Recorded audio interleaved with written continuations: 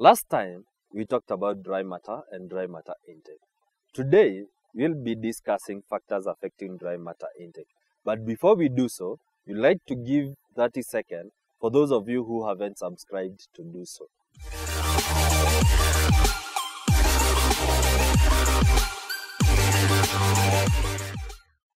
Hello, and how are you? Welcome to today's episode. Today we look on factors that affect the dry matter intake.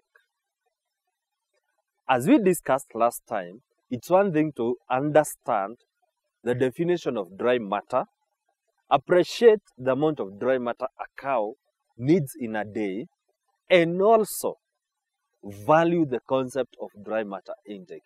But there are always those factors that will inhibit the dry matter intake. There are about 6 or 7, but for today's, we'll highlight 5 factors only. So, these factors can be categorized in 3 forms.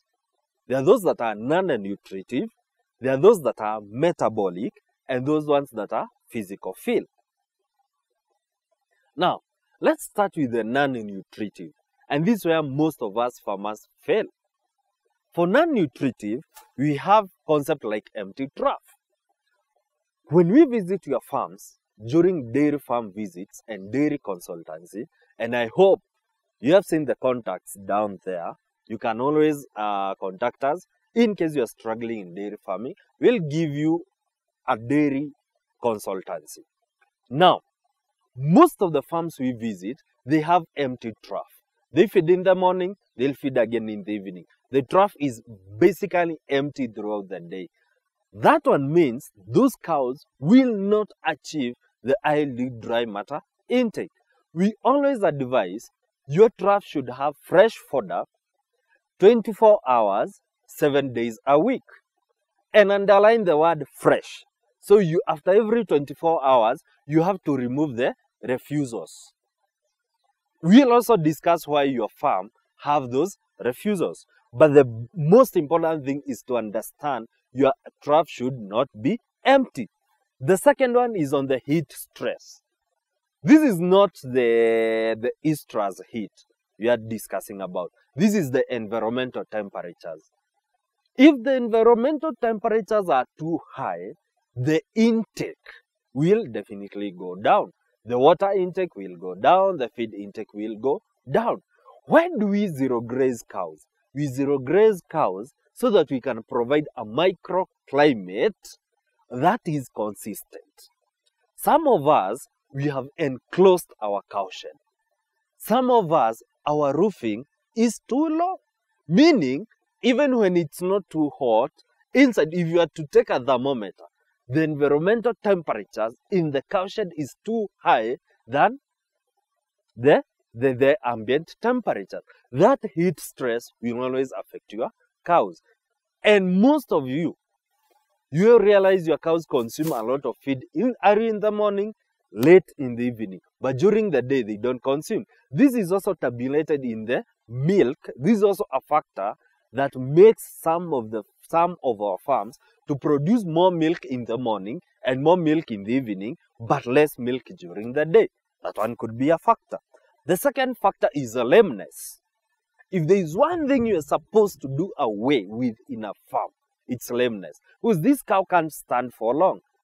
The question is, what are these factors that can make my cow to be lame? It could be nutritional, if you are feeding a lot of grains. It could be the floor, maybe it has sharp objects. It could be physical injuries. There are so many factors that can cause lameness in a farm. Also, this lameness will also affect cows mounting their own heat. The other concept is comfort. Are your cows comfortable? If they are not comfortable, it means the dry matter intake will go down. Those are non-nutritive factors. I mean, this is so direct. We have the metabolic factors, like the high propionic acid in the rumen. This one you normally get high propionic. When you feed high amount of concentrates, you tend to have high butyric and propionic acid in the rumen. When this propionic acid goes up, the rumen tends to become a little bit, it tends to lower the pH. It becomes acidic. When it becomes acidic, it kills those bacteria that work on the fiber. So meaning the intake will go down. We also have those farmers who feed, who normally feeds, who normally gives their cows feeds that are high in oils and fat. For example, you read somewhere that sunflower is so good. You go and grow your own sunflower, you meal it, it's high in fat. So if you include high levels of sunflower, high levels, and this is not the one that has been extracted oil. I'm talking about the seed itself. When you feed those seeds, they are very high in fat and oils. So they will tend to insulate the rumen, and the intake of the dry matter intake will go down. The other one is metabolic disorders. When you have metabolic disorders like milk fever, you have acidosis, you have those metabolic disorders. Anytime you have those metabolic disorders, it will affect the dry matter intake. The other aspect is the rumen pH. If you tend to feed concentrates, a lot of concentrates, or you don't your concentrates are not well balanced, you will tend to have high acidity in the rumen, and this directly affects the dry matter intake. The other one is on the physical field. Physical field, we have issues like overgrown fodder. Anytime you don't observe the stage of harvest, you tend to have higher levels of cellulose in that crop. Those high levels of cellulose and lignin affects the digestibility. When the digestibility is affected, it directly affects the dry matter intake. I mean, the cow will be full, the rumen is full, but that cow hasn't satisfied its dry matter intake. The other one is on the chopping size. If you chop something bigger than 1 inch, it will take more time to be broken down. If it takes more time, it means the intake will go down. If you chop something below half an inch, again, it will affect the dry matter intake. Over and above that, I want to discuss on something very sensitive, and this one is on the sorting. You have those tendency of those farmers who normally do maybe the TMR.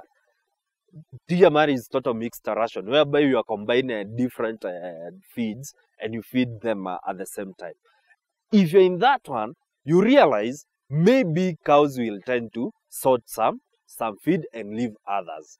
Anytime you have the sorting issues, there are things you're supposed to check on. And the first one is on the chopping size. Are they uniform? If they're not uniform, then definitely you have that problem. The second one is on the homogeneity of that total mixed ration. If it's not well mixed, it's not homogeneous, you'll have that problem. The other one is on the removal of refusals. If you keep on accumulating, some farms you visit and you try to check on the trough content. And some you will realize they even have the maggots. So they keep on topping up. So that one will make those cows to sort. And they eat whatever is fresh, and the other one will remain there. The question is, how do I address the issue of sorting out? I'll address it maybe I didn't observe the stage of harvest. So I can introduce sweeteners like molasses. Maybe they are sorting out because of accumulation of refusals. So if there's that accumulation, then I only need to remove the refusals. The other one is to make sure that my TMR, total mixed ration, is homogeneous. The other one, maybe I can do soaking. Maybe I don't have fodder. Maybe I don't have quality fodder. It's already overgrown. So to increase the dry matter intake, I'm not talking about to increase the nutritive content, but I'm talking about increasing on the dry matter intake. Maybe you can soak that hay, you can soak that maize stovers, you can soak that wheat straws, you can soak that one. Maybe sorting is because of the trough design. It's not comfortable. Your cow should be very comfortable. We have a video on the ideal trough, the dimensions, and how it should look like. Most of you have been asking this question. I feed the right dry matter I observe the stage of harvest, but still I'm struggling in terms of milk production. Sometimes it's not so direct to pinpoint the problem through the phone or maybe through the email or through the WhatsApp. But it's much easier when we come to your farm. Like for example, I want to give a good case scenario, a case study scenario somewhere in Yatta in Machakos County. This farmer had everything in the farm, but the combination was the problem. The dry matter intake was a problem. What was happening in that farm? Number one, the concentrates they were feeding was not well grinded. In that, all the maize, you could see it in the cow dung. Number two, the stage of harvest of their silage, they were not observing it. In that, they were harvesting when it's too young, that is before the draft stage, and some of it, they were harvesting it when it's too old, when it's already overgrown. So that was another problem. They were not feeding sufficient in the trough. Ni wale weka bucket mbili kwa trough, asubuhi mbili jioni, and you let the cows survive. When we introduce the system of ad-lib system, this is at any given time, there's sufficient fodder. You observe the chopping and the stage of harvest. The farm average shot up from 6 all the way to 18. Just that minor identification of the problem. So they were not getting sufficient dry matter intake. Not that they don't have sufficient fodder. Not that they are not growing their own crop. But the combination and also the art of doing dairy farming. Remember, it's a science and it's an art. To book us for dairy consultancy, you can write an email to us through dairynetworks@gmail.com, info@dairynetworks.co.ke. You can call us through 0759 945 708 or WhatsApp us or text through 0759 945 708.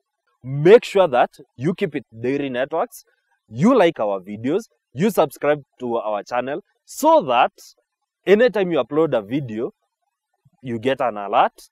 Make sure you share this video. And remember, at Dairy Networks, we offer dairy trainings, dairy consultancy, and mineral Superforce Kiwi Nation that is a game changer. Until next time, keep it Dairy Networks. Kwaheri.